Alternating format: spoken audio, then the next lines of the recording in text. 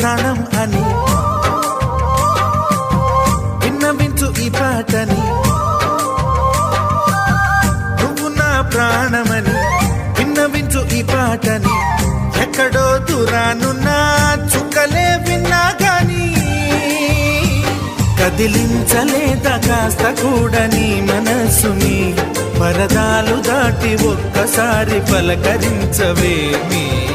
అందరినీ ఇలా వెంటపడి అడగాల సరదాగా నువ్వే ఎదురైతే సరిపోదా. నిద్రపోతున్న రాత్రి నడిగా గుటికి చేరిన గువ్వల నడిగా